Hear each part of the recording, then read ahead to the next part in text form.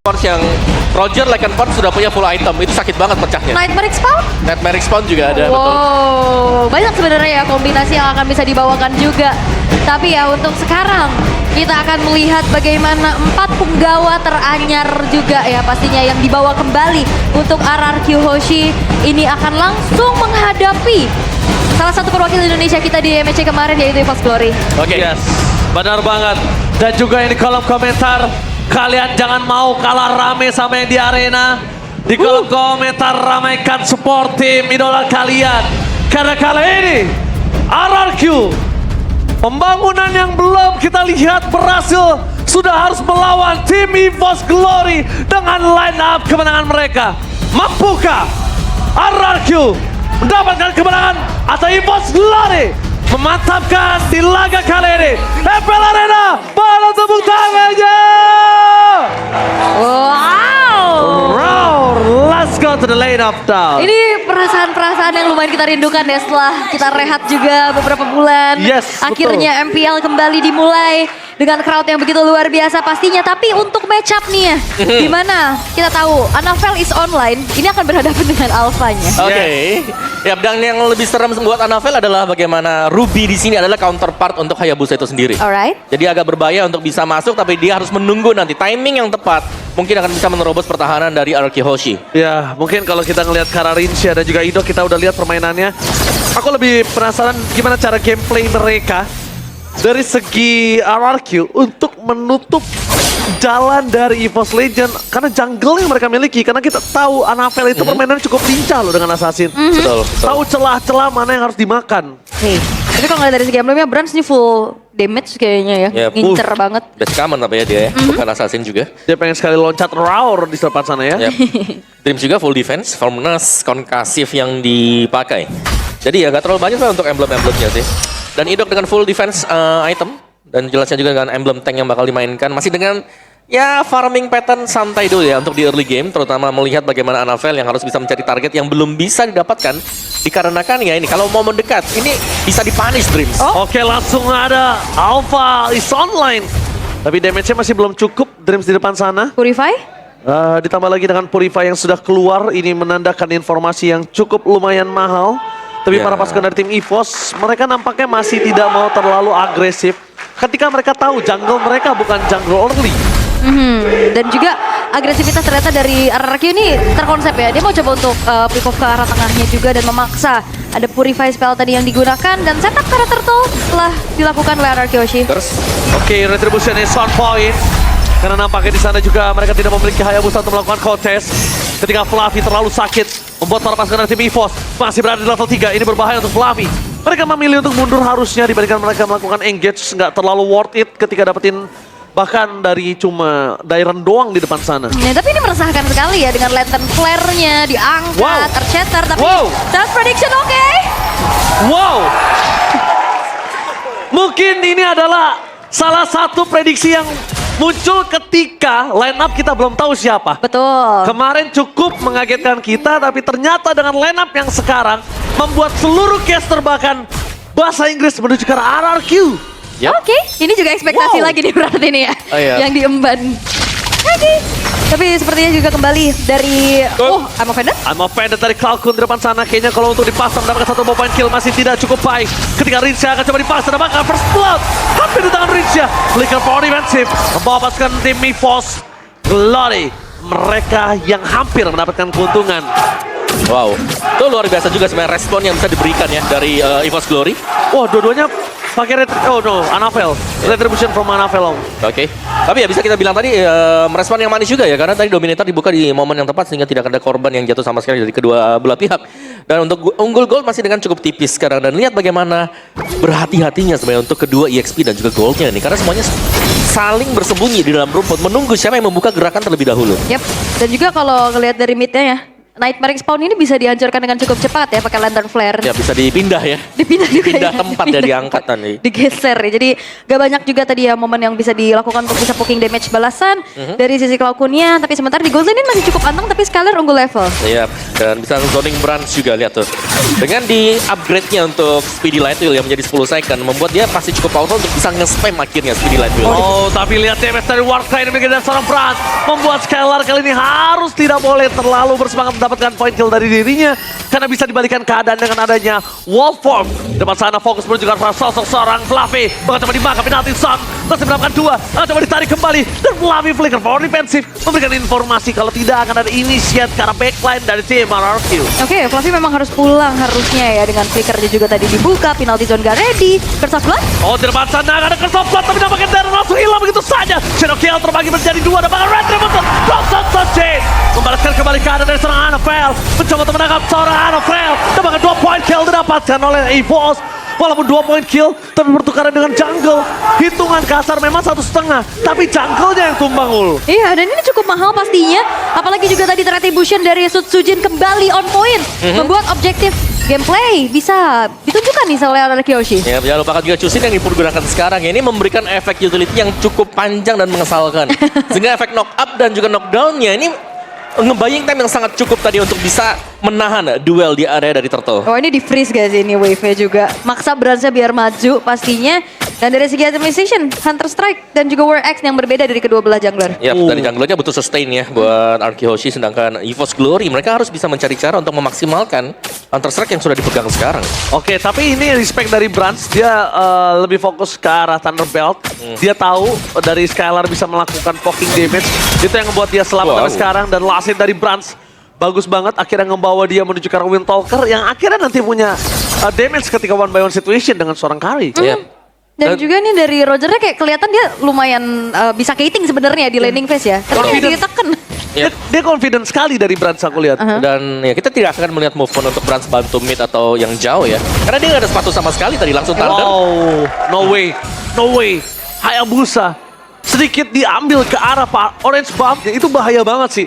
Karena daya farming dia akan berkurang 1. Kedua, waktu timing dia untuk dapetin peak powernya itu akan berkurang loh. Iya. Dan bahkan satu water turret secara diam-diam dan mematikan Dairon. Mendapatkan satu objektifnya di arah top lane-nya pula. Sementara tadi Amo Vended masih belum mengenai siapapun. Tapi Rins ini udah mulai kena poke balasan ya. Nightmare Spawn udah mulai meresahkan. Ya, dan kita masih melihat bagaimana Cloud Kun juga bisa menjaga diri dia di bagian belakang nih. Yes. Jadi belum bisa disentuh sama sekali untuk Cloud Kun-nya, dan bahkan dia bisa memberikan info zoning lawannya juga, apalagi dengan Dominator mode nanti. Tapi info yang sangat mahal sih ketika dia tahu Rinsia Sakratul Maut. Sekalipun Rinsia bersembunyi di depan sana, dia akan dapetin point kill dengan sangat mudah. Tapi kalau dia pulang, waktu yang dimiliki dari EVOS adalah sekarang untuk melakukan takeover. Dan tampaknya para pasukan dari tim EVOS membalikan kembali keadaan dengan adanya Spiral of Alpha for defensive. Tandanya para pasukan dari tim EVOS berhasil mendapatkan Turtle yang bakal coba dipasang team fight, membuat para pasukan dari tim Tarar harus mundur ke arah belakang. Kehilangan Rinset, bahkan hampir kehilangan Hidok juga. Anafel berhasil mundur karena pilihan dari Sutsujin adalah mendapatkan point kill dibalaskan dengan adanya Turtle. Yap, dan sebenarnya kalau ngeliat dari kedua belah gold laner ini masih belum ikut fight ya. Yep, masih di lane mereka tadi, tapi tadi yang duluan bergerak itu si Branch ya. Dia mulai lumayan nge-backup juga, dan seperti yang kita mention sempat bagaimana Chusinnya ini bisa di-pick off oleh Anafel, karena untuk di bagian belakang dia cukup rentan kalau memang ada hero yang bisa langsung menuju ke backlane. Oh, Dairon mencoba untuk bertahan, mencoba untuk memasang, mendapatkan berhasil depan sana. Tapi nampaknya Dairon akan coba memberikan damage yang sangat besar. Langkah pocek gagal. Ternyata pura-pura diam, pura-pura dipecahkan menjadi teknik dari Dairon. Oke, diam tetapi menghancurkan.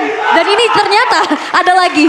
Diam tetapi flicker ke depan. Iya, diam-diam menghanyutkan. Menghanyutkan. Dairon ini luar biasa ternyata. Dia menunggu rekannya. Karena tahu nggak? Orang cewek-cewek di luar sana sukanya lelaki yang sulit ditebak. Waduh, Dairon salah satunya. Dia udah punya pacar. Iya, tapi kan nggak bisa ditebak kan? Sulit ditebak kan? Oke.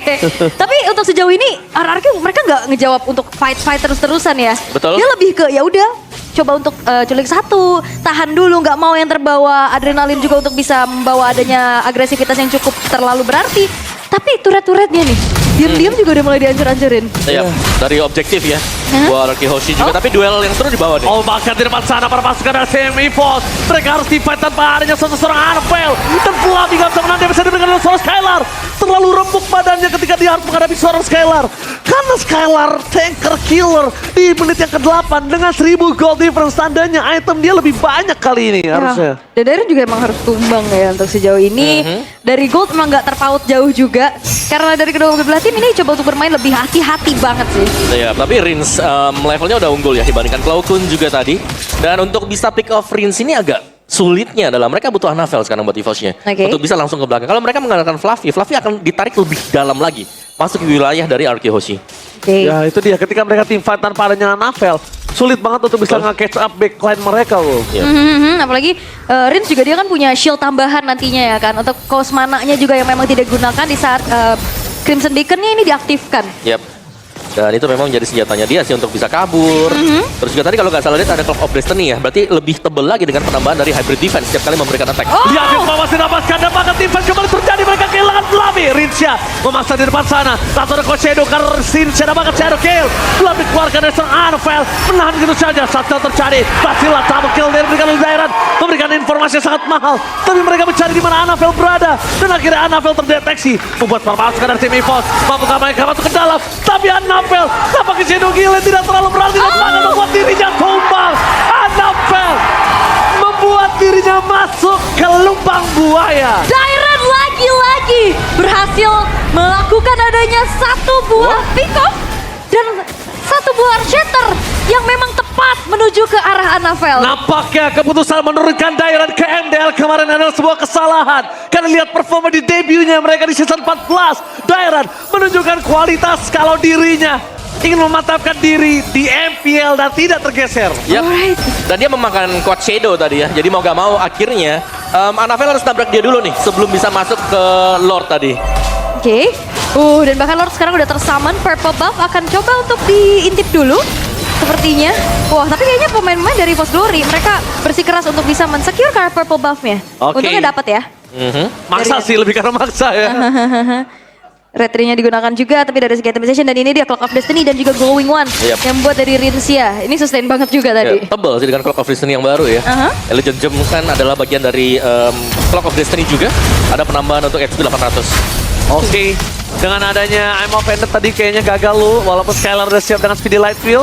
Tapi mereka udah bisa mendapatkan ke arah inner turret EVOS saja dengan kondisi yang keras kali ini udah cukup worth it. Lihat, goldnya langsung swing menuju ke arah 6.000 plus. Yep. Tapi itu opening yang bagus dari Idok juga tadi sih sebenarnya ya. Karena tarikan dari I'm Offended-nya itulah yang membuat akhirnya team fight wajib di-initiate oleh EVOS Glory. Yap, dan bahkan nggak cuma dari Idoknya ya, Darren juga dia membantu untuk inisiasi tambahan dan bahkan delivering damage dengan Thunder Belt juga sebagai item inti pertama yang biasanya kita ngeliat sebagai edit, Om. Iya. Tentu dia Dairan juga sudah punya satu Radiant Armor. Jadi ini bakal sedikit lebih berat untuk EVOS, apalagi kalau mereka punya jungler ya, seperti jungler Assassin ini. Yang bakal ditabrak siapa dulu sekarang? Target dia adalah Rins, dan Rins sudah punya Winter Crown. Wow. Akan semakin sulit untuk bisa menangkap langsung ke belakang, dan ini akan membuang source kill dari Shadow Kill yang dimiliki oleh Anafel. Ya, dia akan membuang Shadow Kill, dia masuk dengan Quad Shadow-nya. Kondisi terbaik adalah Rinsya selamat dan ada comeback dari tim RRQ. Kondisi terburuknya adalah oh my god, I'm Offended! Westlaker berhasil mendapatkan Flavi menjadi target utama dengan adanya Alpha di depan sana. Shadow Kill terbagi tapi Dairan dengan sangat instan berhasil memakan Karen Prince. Anafel terperangkap, gak ada jalan untuk pulang. Membuat para pasukan dari EVOS ditabrak masuk sampai ke kandang. Tapi mereka terlalu dini untuk maju ke depan dan Susujin melakukan tahan badan untuk Rins supaya dia bisa mundur ke arah belakang. Wow. EVOS diacak-acak dengan line up kemenangan mereka. Oke, dan Idok lagi-lagi berhasil untuk bisa mendapatkan momentum dengan Ammo Pendant Flicker yang begitu baik. Fokus ke arah turret dari seorang Dairan dan juga kawan-kawan. Nampaknya menjadi pilihan, that's why mereka mau all in dengan Flicker. That's why mereka mau tahu siapa belakang yang akan coba dimakan. Wow. Dan benar juga sih, dari Branch yang tertahan ya dari tadi. Kita lihat levelnya mungkin hampir sama, tapi sekarang sangat-sangat menjauh sekali. Skylar yang sudah sangat aktif juga, yang setiap kali dia join dari tim 5-nya, ini selalu akan bisa dimenangkan kalau memang I'm Offended itu juga kena. Dan tadi terbukti bagaimana tarikan I'm Offended yang sekali lagi di-initiate oleh Idok mendatangkan satu buah momentum kemenangan. Yap, dan momentum yang harusnya memang diciptakan sama EVOS Glory dengan adanya Fluffy, ini susah banget. Yap. Ini bakal rontok banget di tangan Skylar, dipegang juga sama Idok dan Dairan. Oh, Sphere of Alpha tiba-tiba berhasil mendapatkan Flavi kembali. 2 poin kill yang sama dari para pasukan tim EVOS. Mereka memasang Tristan Gila tanpa ada alasan apapun. Cloud9 tidak akan bisa selamat. Membuat para pasukan dari EVOS harus mundur ke belakang dan merelakan Lord di tangan dari tim RRQ. Tapi nampaknya RRQ tidak akan melihat kalau Lord menjadi sebuah jawaban. Mereka memilih untuk melakukan endgame. Tapi ternyata nampaknya para pasukan dari tim RRQ terpecah menjadi 3 bagian. Ada yang ke arah bottom lane, ada yang di arah mid lane, dan bahkan ada di arah jungle menuju ke arah Lord juga. Solo Lord ya yang dilakukan juga membuat dari EVOS Glory gak bisa keluar. 2 pemain tersisa kali ini, tapi wave perlahan udah mulai masuk. Oke, mereka coba untuk memasang menuju ke arah endgame. Endgame? Tapi bahkan ini bencana! Mereka tiba-tiba melakukan endgame. Mereka memasangkan ke atas pada sang raja. Berhasil membuat EVOS Glory terdiam di depan base-nya sendiri. What? Dan ini dia RRQ Hoshi yang berhasil untuk bisa mendapatkan kemenangan di game yang pertama Derby Klasik ke-32 menghadapi